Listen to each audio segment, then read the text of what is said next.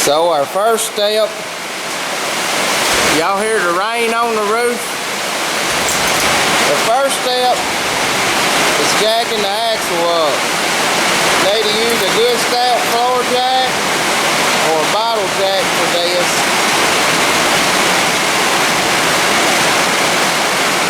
But he's got it jacked up. Second step is remove the lug nuts. On some trailers, the left-hand side has got backwards threads, left-hand threads. But this trailer's got a set of bud wheels on it, and they're just regular threads. And what bud wheels are, both wheels go on that same stud. It's just got a great big long stud instead of a two-piece deal. I don't really like them, me personally, because they was a pain in the butt to get on.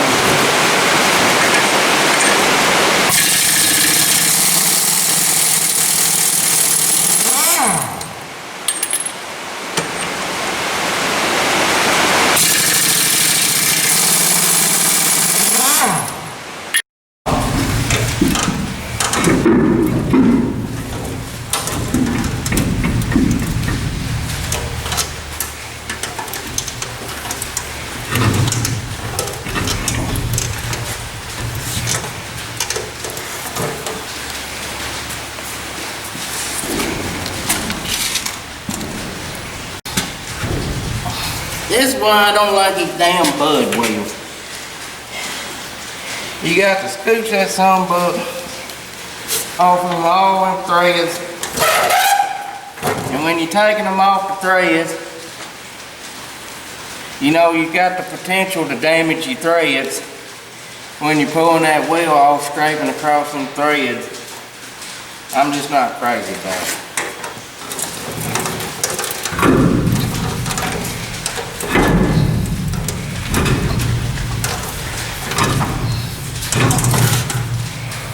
And I love these little stools.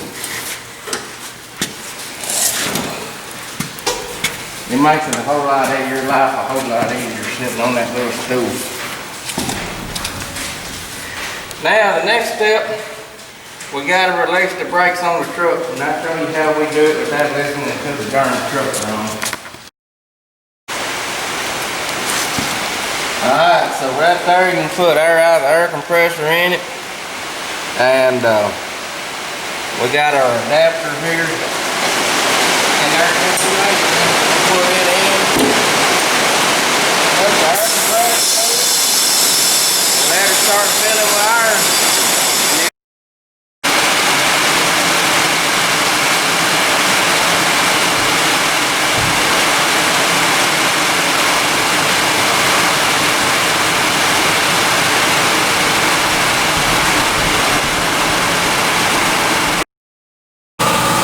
We got our brake released. I'm going to go back here and I'm going to get my ratchet and I'm going to right back the brakes all the way off so there's no chance that this drum will hang.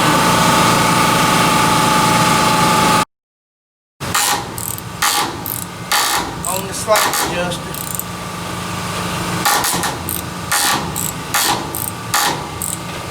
You can watch your brakes and when they stop moving.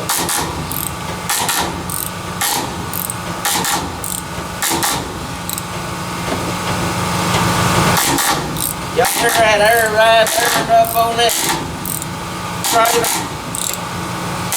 I'm gonna be honest with you, I hate the air ride on this trailer. I wish it just had some good old springs on it and be done with it. This air ride, stuff on our farm needs to be as least complicated as possible. But that drum should be ready to come off now. Y'all heard to give it a few tappy tap taps with the hammer.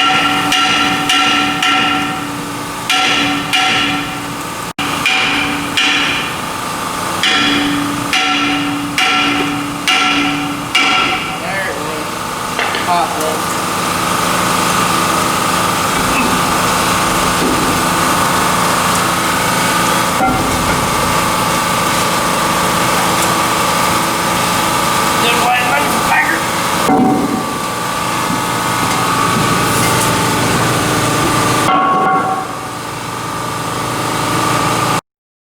Okay, so we gotta get these springs. We gotta pop them loose.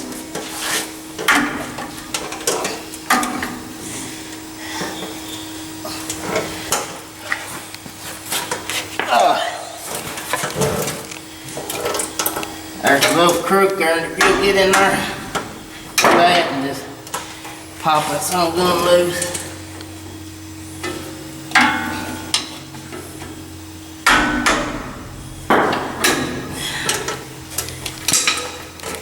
Take a hammer, knock it off that pin. And then just kind of, there they are. That's your brake shoes. That hub is good. Don't look like it's leaking too much. Alright, we're going to replace them pins and bushings. I'll show you that in a minute. You see how bad a shape them pads are in? They down to the rivets and they disintegrating. It was time.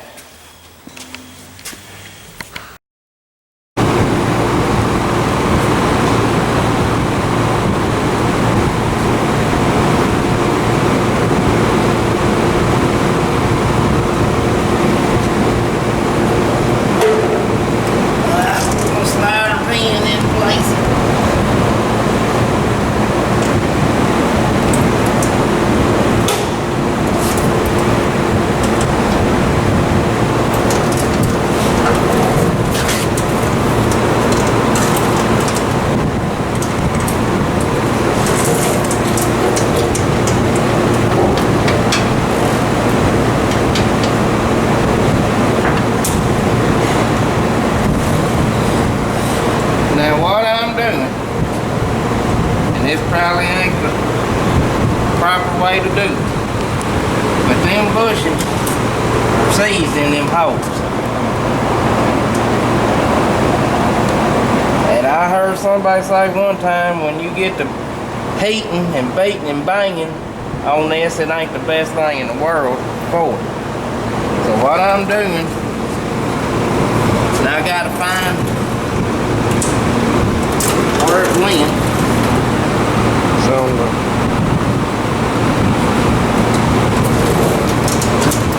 I'm putting a little dab of retaining compound on. I ain't getting crazy, but I'm just putting a little bit in there where when it sets, it'll take up some of the slack and wear on them bushings. Now it might be hell for the next fella to take out, but he's gonna have to beat and bang when he gets to that stage anyways, because next time these brakes will have to be changed, them bushings will sure enough have to be changed. But I'm just putting some retaining compound in there, take up the slack, sliding them new pins in there, and that's it. Interrupt this brake change to help Kenny load his speed.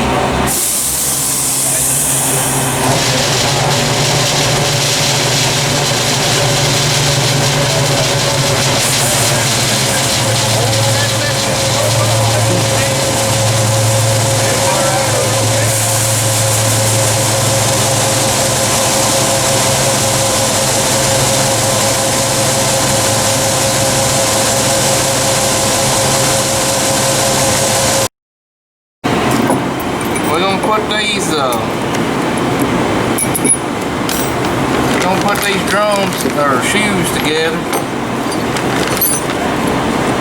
Take a look at all our parts here.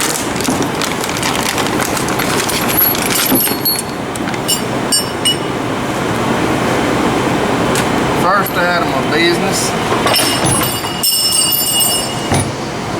you find the end that takes the little pin, get it lined up, and give her a tappy tap tap. Same thing on this side. Let's see, we gotta get them turned around like this. They're facing each other.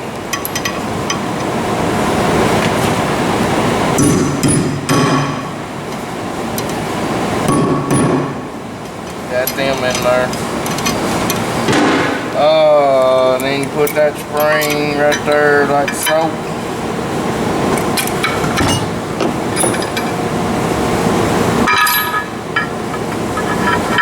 These them clips go like it right there, set in there, and then you see these holes right there. Them clips go down in there, hold your pen in there, push them, and they catch in that hole, and that holds them pens in. Do everything 2 times. That like so. Pan in, clip them in, then we'll take our hooks like that.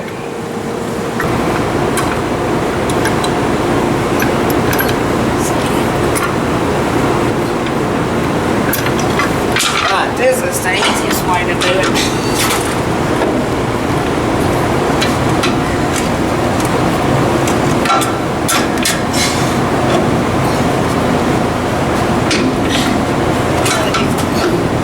Get that one slid in, then you can push down on it.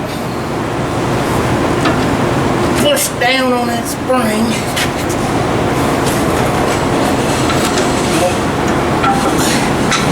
Alright, it fits in there.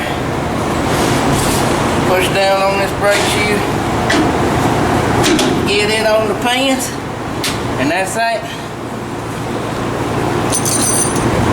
Now, this is probably the hardest part of the whole project, is getting these little springs in there hooked where they won't come off them pins. Put it down there in that hole.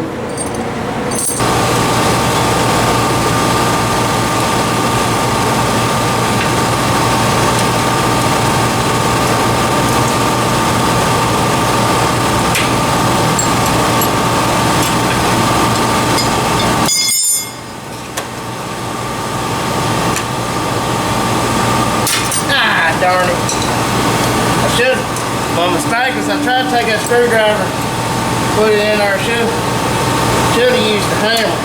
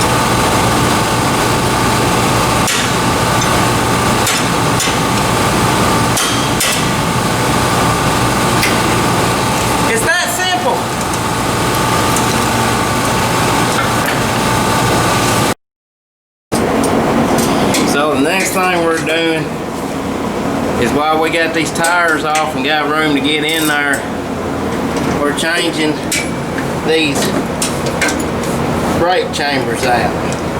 Now it don't really pertain to what we're doing here on these brake shoes, but we're just changing them out because ours has got some age on them, and they're kind of wore, and I'll show you that as we put the newer chambers on. But we're gonna pull this chamber off and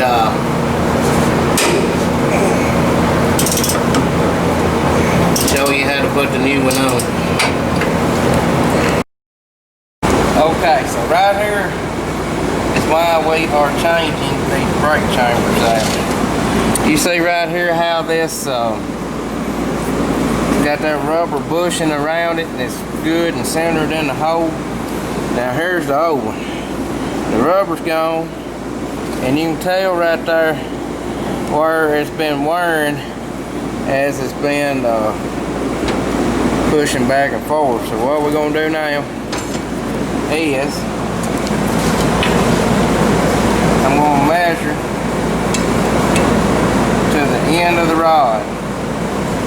And the last one we changed was 7 1/4, and this one's 7 1/4 too. So we're gonna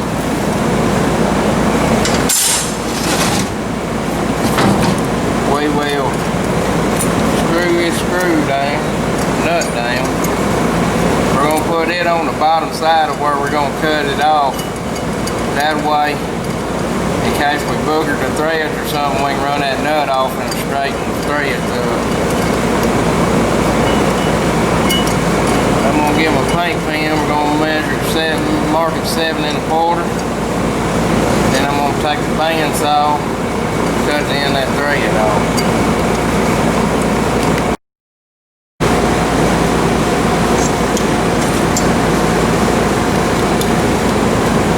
All across 7 1/4. Make her arc.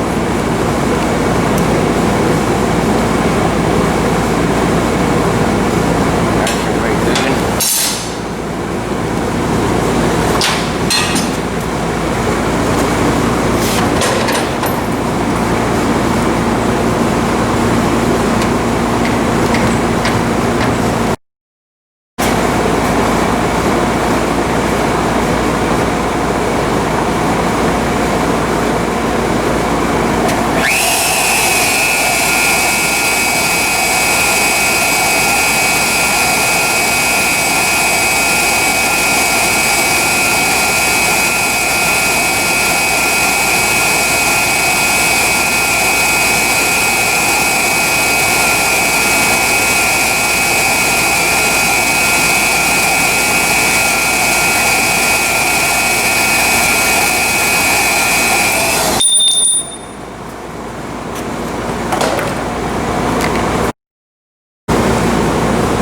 Now we're going to take a second measurement. And this one is from the end of the chamber to the center of the hole, and it's 8 1/2. We're going to see if we can screw our clevis on.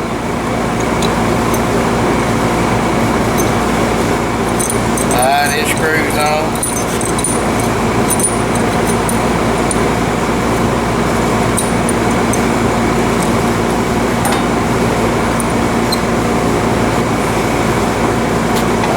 We are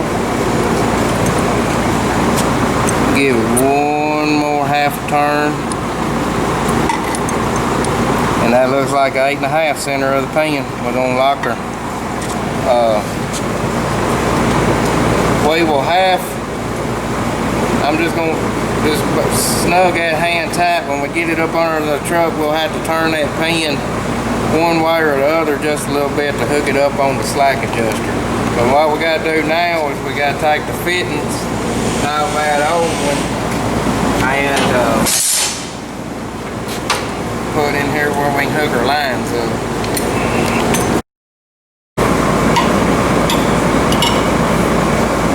Probably be easier if it's in the vise.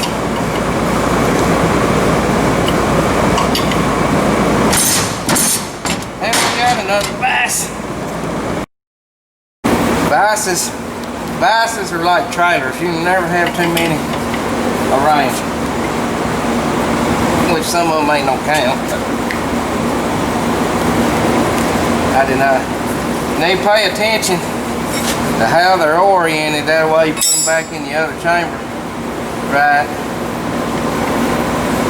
Also, when you're hooking your lines back up, you'll say parking.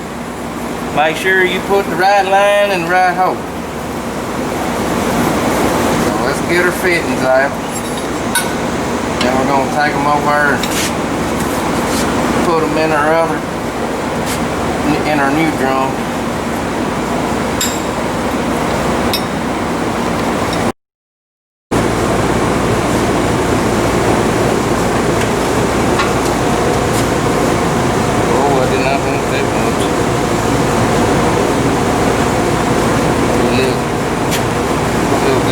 Good stuff on.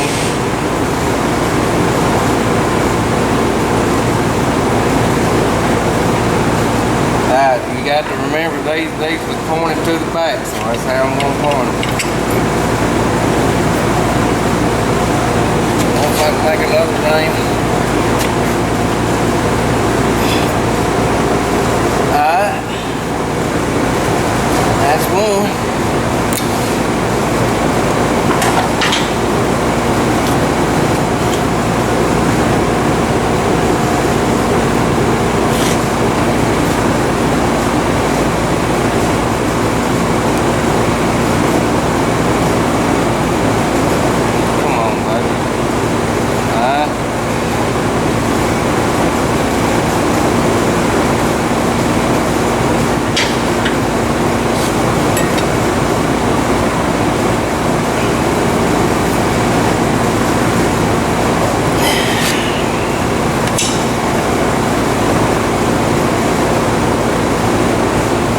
Stop right there.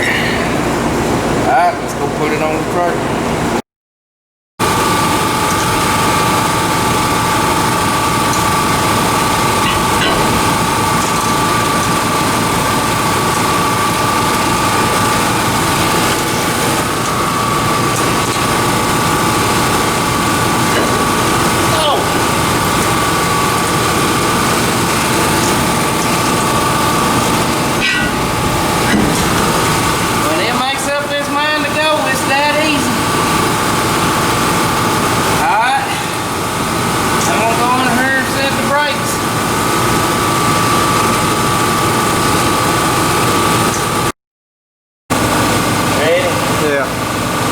So now we're adjusting our brakes. We're tightening down our slack adjuster till it touches. And then we're going to back it off. About a quarter turn and then a half a quarter turn.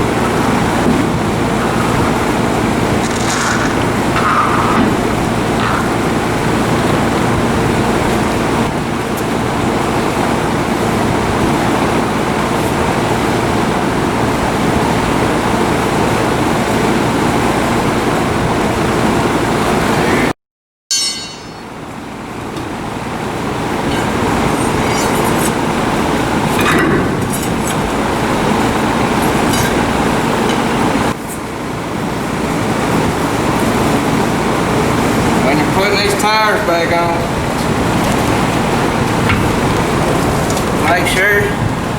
Make sure your valves, you get to leave the hole to get to your valve stem.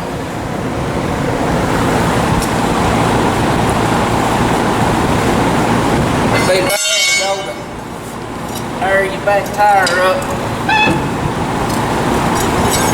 Hurry your back tire up. Valve stem ain't there. Now we're going to tighten them up.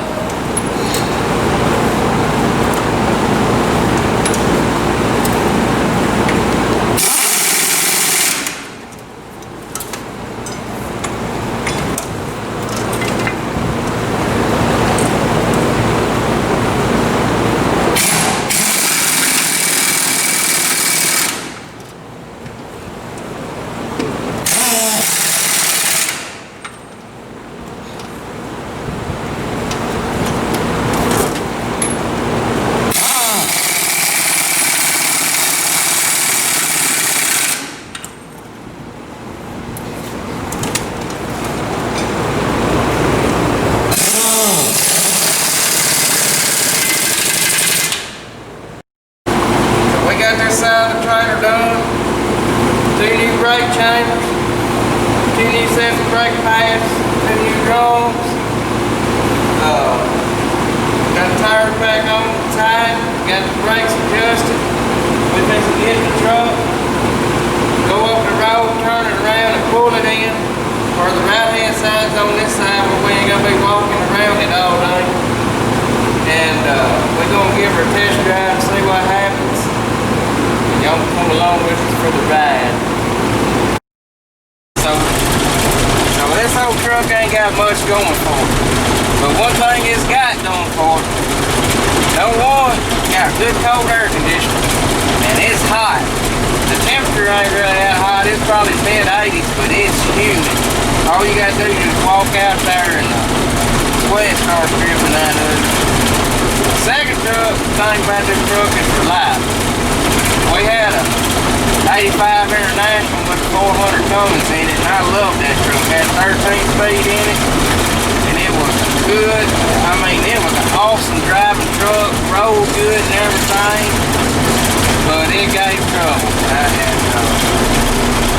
I just needed something more reliable, and this truck come up for auction, and I knew the truck, so I bought it. It's 87 Freightliner, got 904,000 miles on it. This truck come from a guy that I used to work for, and I drove the truck a lot and knew it, so I wasn't a bit scared of it. As a matter of fact, the trailer that is pulling, I bought it from that same guy, and it was a good truck. I don't know what I'm saying, but anyways, this truck and trailer actually originally went together, and now they're back together. But the old trailer, we put 2,200 miles on this truck last year. It just don't hardly get drove much. You gotta have a grain truck. If I could find a way to have all my grain hauled at a reasonable price, I ain't sure I'd even mess with the grain truck. It's kind of stuff like this.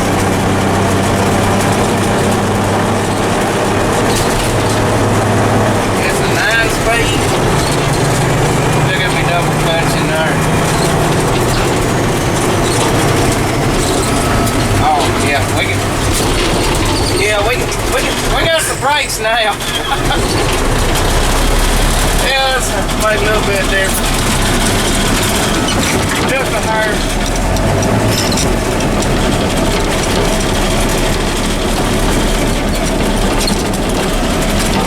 We're gonna be ready to start shelling that corn just as soon as weather ever breaks.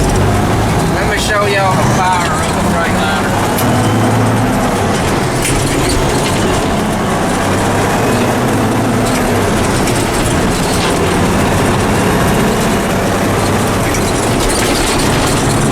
If you ain't shifting all 9 gears in the parking lot at the elevator, you doing something wrong. Hell,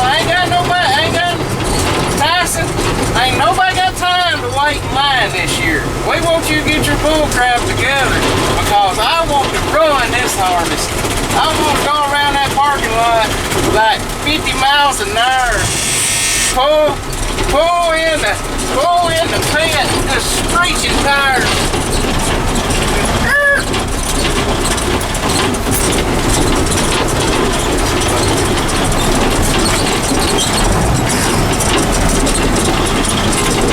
No, I'm a little better, more responsible truck driver than that.